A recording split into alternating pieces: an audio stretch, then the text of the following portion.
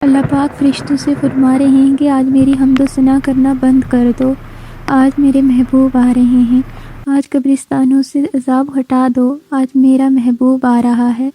السلام علیکم ورحمۃ اللہ وبرکاتہ۔ کیسے ہیں آپ سب لوگ؟ آج ہم واقعے شب معراج کے بارے میں بات کریں گے۔ رجب کی 27ویں شب کو اللہ کے پیارے نبی پاک صلی اللہ علیہ وآلہ وسلم کو معراج کا شرف عطا کیا گیا۔ یہ واقعہ ہجرت سے 5 سال قبل پیش آیا۔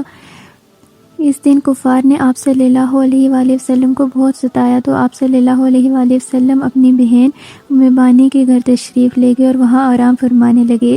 ادھر اللہ کے حکم سے حضرت جبرائیل علیہ السلام 50,000 فرشتوں کی بارات اور براق لے کر نبی پاک صلی اللہ علیہ وآلہ وسلم کی خدمت میں حاضر ہوئے اور عرض کیا، اے اللہ کے رسول، آپ کا رب آپ سے ملاقات کرنا چاہتا ہے۔ چنانچہ سوئے عرش پر سفر کی تیاریاں ہونے لگی۔ سفر معراج کا سلسلہ شروع ہونے والا تھا کہ اللہ تعالیٰ کی طرف سے بشارت دی گئی کہ اے محبوب، آپ امت کی فکر مت کیجیے، ہم آپ کو امت کو پل صراط سے اس طرح گزار دیں گے کہ اسے خبر بھی نہ ہوگی۔ اس واضح بشارت کے بعد سرکار دو عالم براق پر سوار ہوئے۔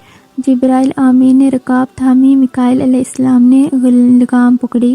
اسی کے ساتھ 50,000 فرشتوں کے سلام کی صدا آسمان سے گونج اٹھی۔ حدیث میں آیا ہے کہ براق کی تیز رفتاری کا یہ عالم تھا کہ جہاں تک نظر کی حد تھی وہاں وہ قدم رکھتا تھا۔ لگتا تھا ہر طرف موسم بہار آ گیا ہے، چاروں طرف نور ہی نور پھیلا ہوا تھا۔ اس سفر کے دوران آپ صلی اللہ علیہ وآلہ وسلم مکہ سے مسجد اقصیٰ گئے اور وہاں تمام انبیاء کرام کی نماز کی امامت فرمائی۔ پھر آپ صلی اللہ علیہ وآلہ وسلم نے آسمانوں میں اللہ تعالیٰ سے ملاقات کرنے تشریف لے گئے۔ وہاں اللہ تعالیٰ نے حضرت محمد صلی اللہ علیہ وآلہ وسلم جنت اور جہنم دونوں کو دکھایا۔ وہاں آپ کی ملاقات مختلف انبیاء کرام سے بھی ہوئی۔ اسی سفر میں نبی پاک صلی اللہ علیہ وآلہ وسلم کو نماز کا تحفہ بھی دیا گیا۔